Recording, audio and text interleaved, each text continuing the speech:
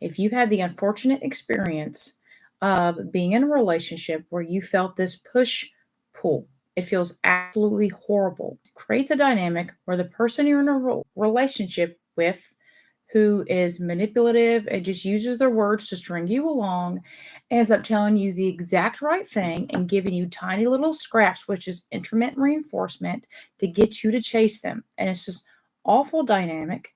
And the tools that I'm going to share in this video are going to help you stop that, help you take back control of your life and stop this push pull dynamic that's literally making your body physically sick. I realized this technique when I was in a relationship with a covert narcissist for 10 years. And this was very valuable because it's very challenging when you're trying to get them to communicate with you, but all there is silence. So, what this is going to do is use their strength against them. This will help get them to communicate with you so that you're not always waiting on them. It's interesting enough, he was okay as long as he initiated the distance. But in this technique I'm going to teach you, you're going to be initiating the distance. So in essence, you're going to be using their strength against them. So example, if you text them, they typically take 2 hours to text you back. So what you would do is when they text you, you wait 2.5 hours or 3 hours to text them back. This puts you in the driver's seat. You are in control and they're waiting on you, and they don't like that. They don't want anyone else to have control but them. An acronym I have for this is SOCK. So you'd stop everything you're doing and take a step back, okay? And then you'd observe what's happening in your body. So they text you, you choose to stop, to take a step back, observe what's happening in your body. Notice the sensations. Notice the first reaction to text and make something happen. Notice the need to do something, but choose to do nothing. And you're choosing not to worry about an outcome. Observe your anxiety. Breathe through the sensations and just allow it to exist. Nothing has gone wrong. This is just your anxiety. Your anxiety was the one leading your actions. Now, the next step is going to help you deal with the anxiety and just allow yourself to feel it. Step 3, calm yourself down by breathing using your lower belly. So this is when your lower belly comes up instead of your chest. It's called deep belly breathing. And you can use the 4x4 method that actual Navy SEALs use. Use your lower belly to breathe, which will calm your body down and your nervous system.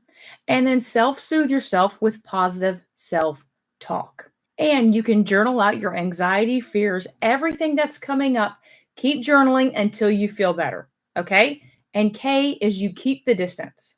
This method is going to help you so much to learn to calm your body, your nervous system, how to handle anxiety, how to start being there for yourself. So it simply isn't just, well, let me make the narcissist chase me. It's really, how do I take care of myself when I'm around a manipulative and or abusive person who I can't depend on? And how do I start really taking care of myself? And this will do just that. It was a lifesaver for me. And by me doing this, I was able to feel empowered, learn to take care of myself, and create some communication. Here are some key tips. It's best if you let them call or text you first, okay? And then you're the one in control. And then you just wait that allotted time using the SOC method to help get control of yourself and not act on that anxiety that's making you want to make something happen. Calm and soothe yourself while you're waiting by journaling, breathing, anything that helps you feel calm. Thirdly, don't explain why you're distancing yourself. Just do it.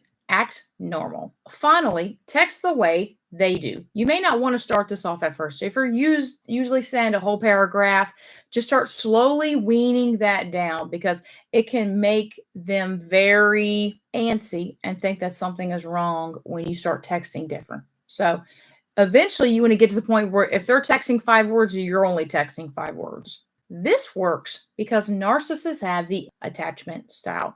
They're terrified of being close to someone. They never want to answer to someone, and they avoid emotional connection and closeness to other people, but they don't want to be alone. So it's more like, okay, come here. Okay, stay right there. That's as far as you can come.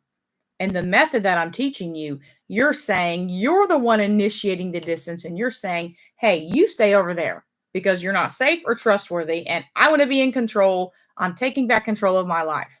Okay. Now, partners of narcissistic individuals typically have the anxious attachment. The anxiously attachment person craves closeness and intimacy, but they commonly get with people who can't give it to them. So it just exacerbates the anxiety. And it really, if they were to find a partner who was secure, it would help them so much. But with a person who has the avoidant attachment style, like narcissists do, it's going to make their anxiety go through the roof. And that push pull dynamic is just going to make you feel sick. This way, you're taking back control and you're no longer going to act on that push pull feeling that you get. And you're going to choose not to chase, and instead, you're going to choose to be there for yourself. So, because you're initiating this distance, they are going to feel abandoned. They are not going to like having you be the one to have control, and it's going to make them chase you. My personal situation, so being in a long-term relationship with a covert narcissist, when he would text me, it was like 3 or 4 words. It was only when he felt he wanted to. And the more pressure I put in the message, the more neediness I had, the more I wanted anything, the more I wanted an outcome, the longer it would take him to respond. So when you're doing this method, it's really going to teach you how to be there for yourself and take care of yourself, because ultimately you're not going to be happy in that type of relationship, especially when you have the anxious attachment style. You're going to want to find people who can actually be there for you and care about your needs, because we live in a world where relationships mean reciprocity. So if you don't have reciprocity, you're going to be used. And that is no way to go through life feeling used and taken for granted and not cared about or seen or heard, which is what you're going to feel in a narcissistic relationship. Employing this method is going to help you learn to really start relying and taking care of yourself. Even though everything in your body is screaming to respond back, you can choose not to. Choose to take that distance so you can take care of yourself and you can take back control of your life and the power in that relationship. You don't have to keep chasing after them and settling for the crumbs. You can make a decision right now that crumbs aren't enough and you won't tolerate them anymore.